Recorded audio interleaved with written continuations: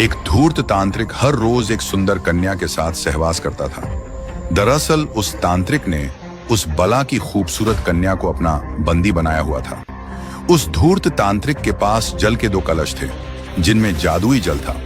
तांत्रिक उनमें से बाएं कलश की पानी की कुछ बूंदें लेकर जब उस सुंदरी पर छिड़कता तो वह एक बंदरिया बन जाती, और जब दाएं तरफ रखे कलश के पानी के कुछ छींटे कन्या रूपी उस बंदरिया के ऊपर फेंकता तो वह वापस अपने असली रूप में आ जाती। यह सब बहुत लंबे समय से चलता आ रहा था। साधु जब दिन में बाहर जाता तो उस सुंदरी को बंदरिया बना देता, और जब रात में वापस अपनी कुटिया में लौटता तो फिर से उसे सुंदर कन्या बना देता और उसके साथ खेलता। वह नव युवती तांत्रिक के इन कुकर्मों से बहुत हताश थी, पर उस बेचारी के पास कोई रास्ता न था। अगर वह साधु के जाने के बाद बंदरिया के रूप में वहां से भाग भी जाती तो हमेशा के लिए वह बंदरिया बनकर ही रह जाती। अब कम से कम रात के समय तो उसे अपना असली रूप मिलता है। मन में यह विचार आते ही वह वहां से भागने का इरादा त्याग देती। समय बीतता गया। संयोगवश एक दिन शिकार की तलाश में घूमते घूमते राजा विक्रमादित्य उस घने जंगल में आ पहुंचे। जब वह प्यास से बेहाल घोड़े से उतरकर पानी पीने के लिए उस धूर्त तांत्रिक की कुटिया के सामने बने एक कुएं के पास पहुंचे तो उनकी नजर पेड़ की डाल पर बैठी उस बंदरिया पर पड़ी। शुरू में तो राजा विक्रमादित्य ने उसे एक साधारण बंदरिया ही समझा, पर राजा विक्रमादित्य को देख उस बंदरिया ने उछल कूद शुरू कर दी। जब राजा विक्रमादित्य ने उसकी यह हरकत देखी तो उस पर गौर किया तो महसूस हुआ जैसे वह बंदरिया अजीब ढंग से उछल कूद करते हुए उनसे कुछ कहना चाहती है। उसकी हरकत देख राजा विक्रमादित्य ने विचार किया कि कुछ तो गड़बड़ है। उन्होंने सारा रहस्य जानने के लिए एक रात वहीं रुकने का निश्चय किया और थोड़ी दूरी पर एकांत सी जगह देखकर घने सारे वृक्षों में अपने घोड़े को छुपा दिया और खुद भी पेड़ की आड़ में छिपकर बैठ गए और दम साधे अपनी नजर उस कुटिया पर गड़ा ली।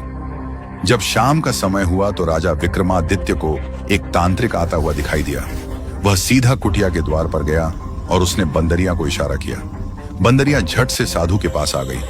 उसने वहां रखे दाएं कलश से बंदरिया के ऊपर पानी के छींटे मारे तो वह एक अति सुंदर स्वर्ग की अप्सरा बन गई। तांत्रिक तभी उस अप्सरा को ले कुटिया के अंदर चला गया। सारा माजरा देख राजा विक्रमादित्य की आंखें फटी की फटी रह गईं। उन्हें घोर आश्चर्य हो रहा था। उनको उस नजारे पर बिल्कुल भी यकीन नहीं हो रहा था जो उन्होंने अभी चंद क्षणों पहले देखा था।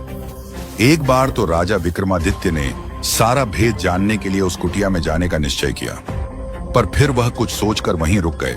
धूर्त तांत्रिक ने जब बंदरिया के ऊपर जल के कुछ छींटे डाले तो वो एक सुंदर कन्या बन जाती है। उस नवयवना सुंदरी का हाथ पकड़ तांत्रिक तुरंत उसे अपनी कुटिया के अंदर लेकर चला जाता है। पेड़ की आड़ में छिपे राजा विक्रमादित्य ने जब ये दृश्य देखा तो वो स्तब्ध रह गए। उन्हें कुछ समझ नहीं आ रहा था। सोचा कुटिया के अंदर जाकर देखा जाए कि आखिर माजरा क्या है, पर फिर कुछ सोचकर वहीं रुक जाते हैं। सुबह हुई तो तांत्रिक फिर से उस अप्सरासी कन्या को बंदरिया बना रोजमर्रा की तरह नगर की तरफ चला जाता है। तांत्रिक के जाते ही विक्रमादित्य उस तांत्रिक की कुटिया के पास गए और वहां रखे दाएं कलश से पानी ले कुछ छींटे उस बंदरिया पर डाले तो वो तुरंत एक सुंदर कन्या बन गई। राजा विक्रमादित्य ने उससे पूछा कि ये सारा माजरा क्या है, क्यों वो तांत्रिक तुम्हारे साथ ऐसा कर रहा है। राजा विक्रमादित्य की बात सुन उस अप्सरा ने अपनी हकीकत बयां की। हे वीर, मैं स्वर्ग निवासी कामदेव और पुष्पवती की संतान हूँ। घूमने और शिकार खेलने के लिए कभी कभार मैं पृथ्वी लोक आ जाया करती थी, पर एक दिन जब मैं यहाँ एक हिरण्य का शिकार कर रही थी तो मेरा चलाया गया तीर हिरण्य की बजाय साधना में लीन तांत्रिक की बाह में जा। तब गुस्साए तांत्रिक ने मुझे श्राप दिया कि तुम आजीवन मेरी सेवा करोगी, यही तुम्हारी सजा है। बस महाराज, तभी से ये सब चला आ रहा है। दिन में मुझे वो बंदरिया बना देता है और रात में मुझे मेरे वास्तविक रूप में बदल देता है और मेरे साथ अपनी मनमानी करता है। महाराज, उस तांत्रिक ने मुझे केवल अपने भोग की वस्तु बनाकर रख दिया। सुंदरी की पूरी व्यथा सुन राजा विक्रमादित्य को बड़ा दुख हुआ। वे सुंदरी से बोले, हे सुंदरी, तुम बिल्कुल भी घबराओ मत। आज मैं तुम्हें उस धूर्त तांत्रिक के चंगुल से हमेशा के लिए मुक्त कर दूंगा। राजा विक्रमादित्य की बात सुन